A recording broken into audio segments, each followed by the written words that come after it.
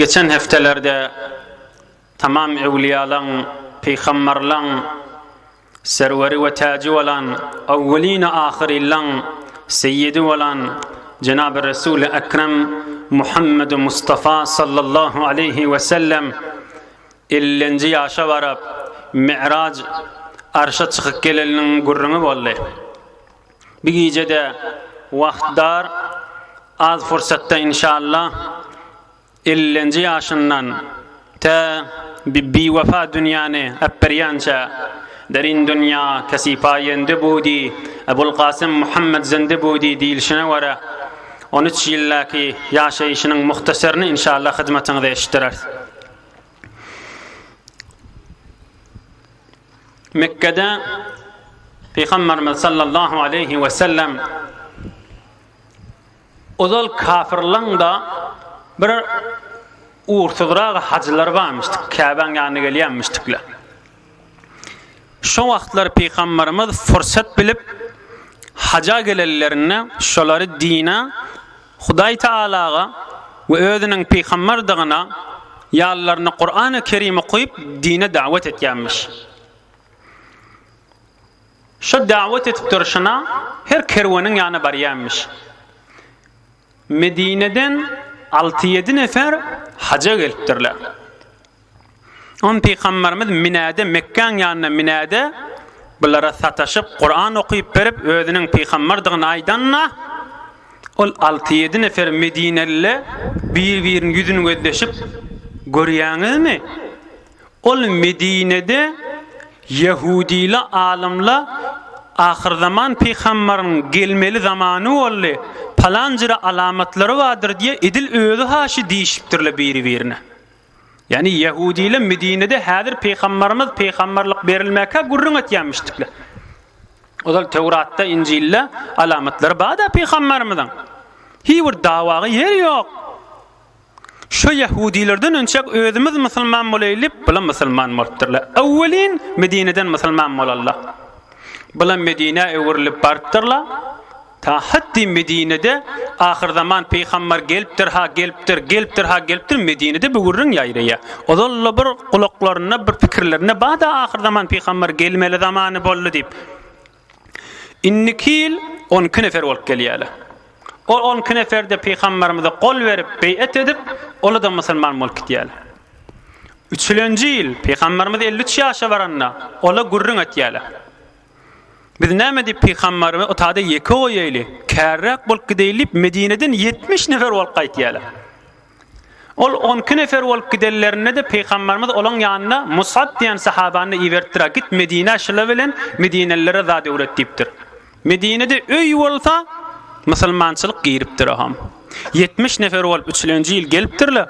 Bulan da hemmesi peygamberimize beyat edip biz ýalta wagtymyzda şengul havamız kök wagtynda kynçylykda, rahatçylykda sana arka boljak diýip peygamberimize kol berdirler. Şeýlekli bilen bulada Müslüman bolup giderlerine peygamberimiz tamam sahabalary elam etipdir. Hemmeňiz Medine gaşyn ogran diýipdir. Hicret edin diýipdir. O taada dogonuňyz we dogolluňyz we musulmanlyk we size öwüňizden istikbal etjekler. Peygamberimizin buyruğu bilen sahabalar yeke üýüşüp yeke bir towarlar öýleri, bir towarlar oğulgyýlary şeýlekden hulasy Medine gaşyn çykyp gitýärler. Bir peygamberimiz Hazreti Ali Murtada, Hazreti Ebu Bekir Siddiq şula galýa az belli san adamlar başgasy Medine gitýärler. Bir de bir neçe zannanna saklanan qıssalan şula galýarlar. Aham kafirler gurrun etýärler. Eger Muhammed de Mekke'den çıkıp Medine barasa, ondan bana arka taflar, bana öldüreylin diyorlar. Derrev maslahatlaşakana, akşam kafsının ağzında duruyorlar, erti danattı var öldüreylin deyip. Bir tovar cavan oğulları yüşürüyorlar. Huday Teala da haber veriyor Peygamberimize, kafin ağzında kafirle do deyip. Ama Hazreti Ali Murtada radıyallahu anha Peygamberimiz aytiya, men düşewme girersen, yaşıl manafamda yaxşı üstüne örtersin diye. Am Peygamberimiz Yasin, Sure Yasin'in evvelki ayelerini okuyup, elini, ayelerini, avuçlarını kumdan doldurup, Kafirlerin gözleri açık kafin ağzına duha. Yeke kellelerini koyup çıkıp gitti. Aham bir ayet ya siz ne deyip doğunuz? Onnaş Muhammed'i ödeş ötesi. Onlar yan kelleğinizi kum gitti samsıkla diye. Kellelerin kalk görüyeli görseli hakkı kumda var diye. Barb Ebu Bekir Sıddık'ın yanına varıp sürünürten Medine kaşin uğrayala. Hazreti Ebu Bekir Sıddık bilen Peygamberimiz sallallahu aleyhi ve sellem. Ya Allah Sawr diyen dağın kıvığını bukunyala. 3 hulla. Kafirle gözdeyala. Kafirle elam etiyala. Her kim Muhammed'i ya diri ya ölü götürse 100 düye verecek diyala. Zayda koyala. Peygamberimiz şu kıvığın içinde 3 hulla bukunyala. Huday Teala da kudratını kokadiya. Kıvığın ağzına möy kelepleya. Kepter yumurtkalaya, bağ göğeriya. Hulasa kafirle geliyala şu kıvığın ağzına. Yine şu kudretleri görüp eğer bir takdirem olsala möy keleplemerdi. Kepter bir tada durmardı deyip idine gitiyala. Hulasa Peygamberimiz Ebu Bekir Sıddık bilen kıvıktan çıkıp Medine uğrayala. Medine'nin adamlarda köpsü Müslüman malptar, qatıda gözleşi otıyla. Peygamberimizin de Medine qaşın qaydallığını eşitiptirler. Her gün, o da Tomsun günümiştik. Her gün erti namazdan çıkıp, şol Mekke'nin yoluna oturup, ta gün qılğın üstlerini vuruyanca gözleşi oturuyanmıştıkla Peygamberimizin önünden. Erti iydi ayet bolacak deyip ayna forum gözeliye. Şondan ne beter gözleyenmiştikler. Şeylik kellelerin kıyımlatman gözleşi oturuyanmıştıklar. Ahir yaxşı qılğın olup, cıdı mani aybun ne gelmet deyip iyidine vurulayanmıştıklar.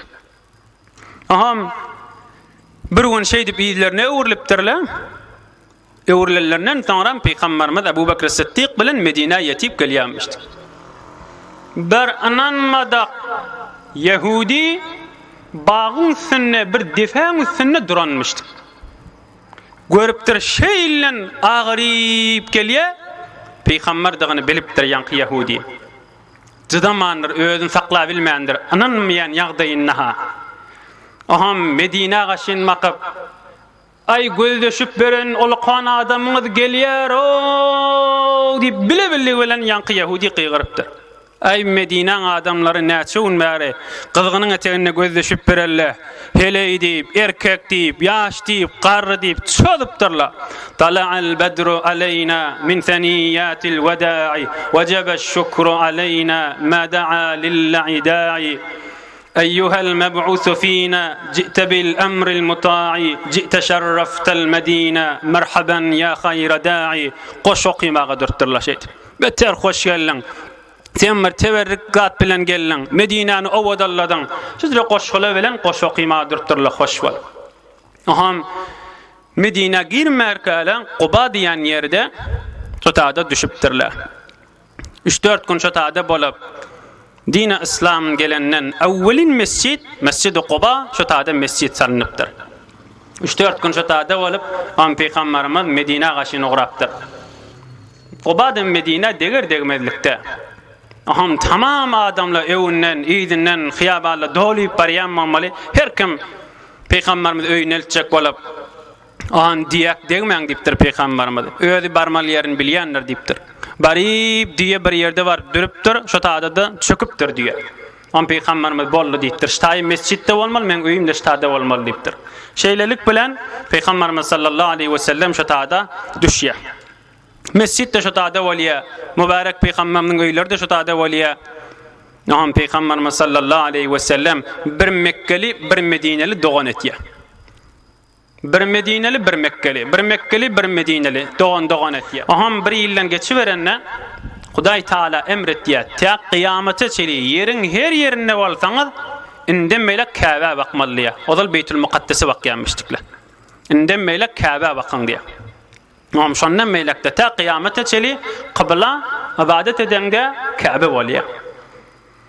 Aham kan cihatlı valiya. Uhud cengi, Bedir cengi. Kulağınız gerin, o düşünün görürüne. Peygamber näme deyip kılıç bilen din getiripdir?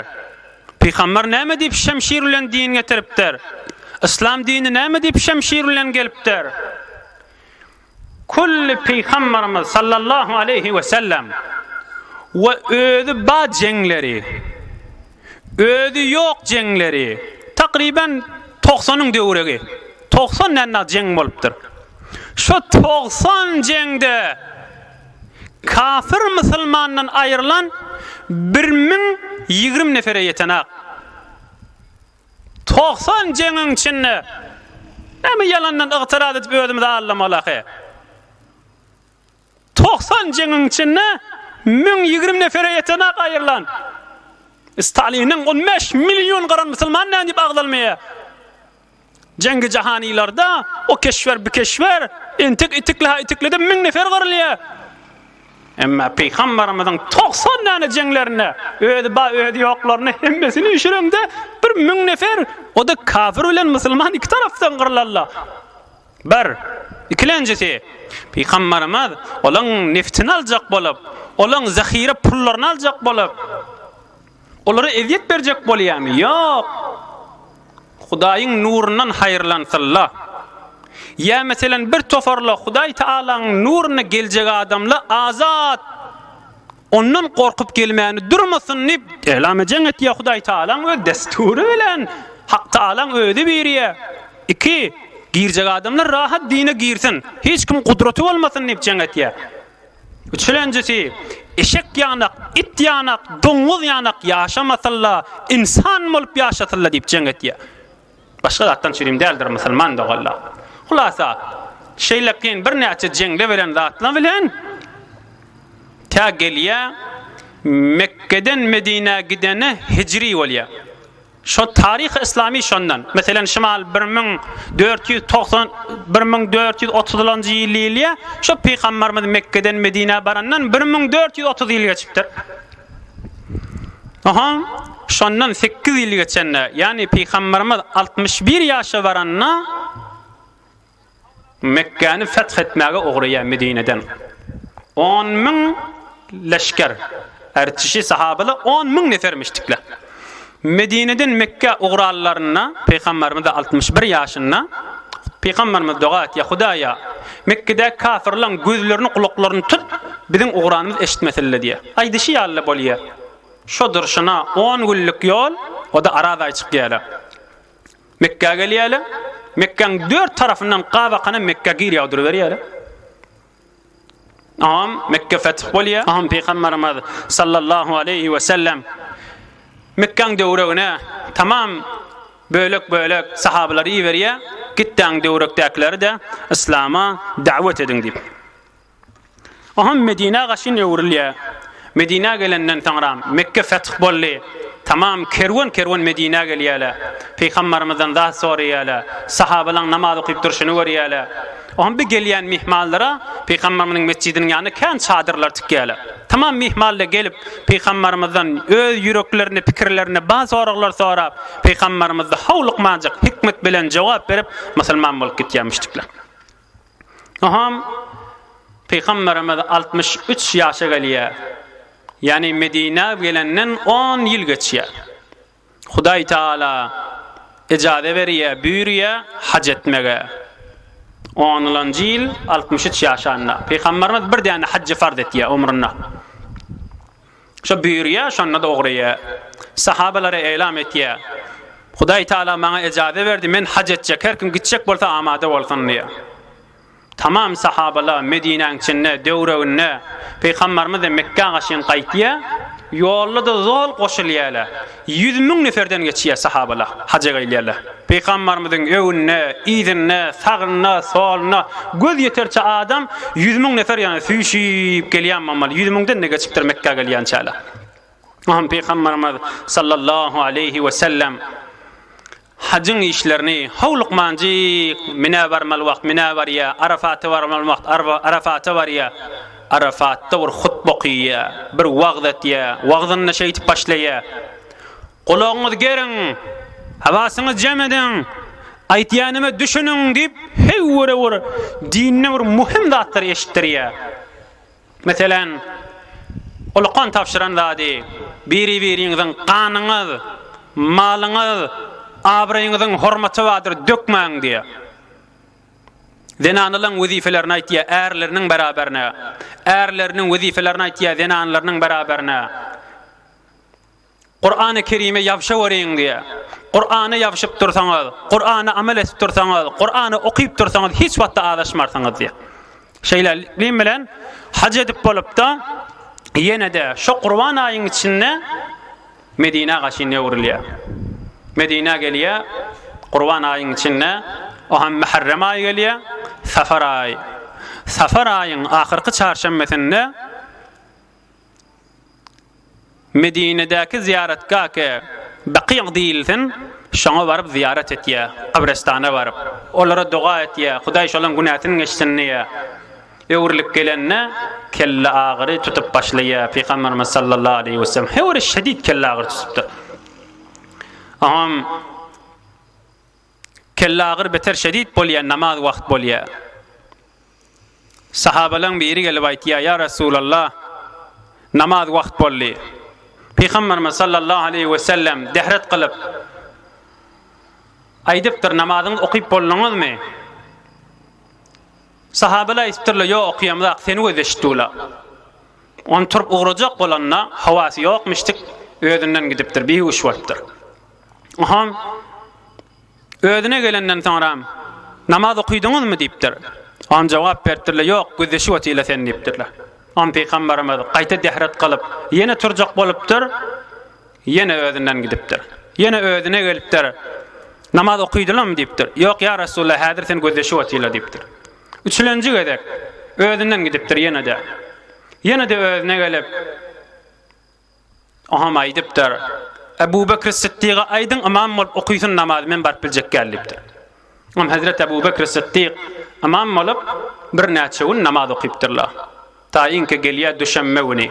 Düşenme güni erti namazda bir neçe rivayete wara. Peygamberimiz sallallahu aleyhi ve sellem otagy mescidine degi oti. Fakat arada bir perde varmıştı. Sahabeler namaz okuýpdyka perdeni açyp gözdiýe. Keyfet ya öde.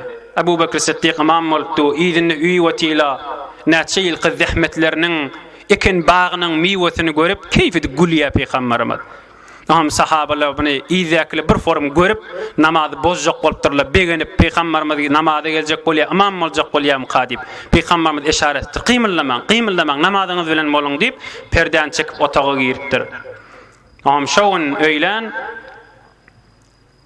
Hazreti Ayşe Siddiqa radıyallahu anha otağına, Hazreti Ayşe'nin kucağına bir vefane akberiya. Hazreti Ali radıyallahu anh aytiya, Peygamberimiz ahir lehzelerine de men kulak astım, namaz, 5 wagt namazına zekata qaim bolawering deyip şon tafşirardy deyip aytiya. Aham Hazreti Ayşe radıyallahu anha aytiya, men kucağımda di, mübarek kelleti men üýlüğümün üstünnedi bir özünden giden ýanak bolly, soňram saqfy wezap Allahumma ar-rafiqul a'la, Allahumma ar-rafiqul a'la. Hudaýa ulqan derece öz ýanyňa we öz ýanyňdaky peýgamberlere meni goşawar diýip ahir deminne bir wefany akberdi diýip aýtýar. Hulasa Rabi'ul awwal aýyň 10 düşenme gün dünýä gelen güni, Rabi'ul awwal aýyň 10 düşenme gün dünýeden geçen güni, peýgamberlikde berilen güni we Medine'de ýeten günidir.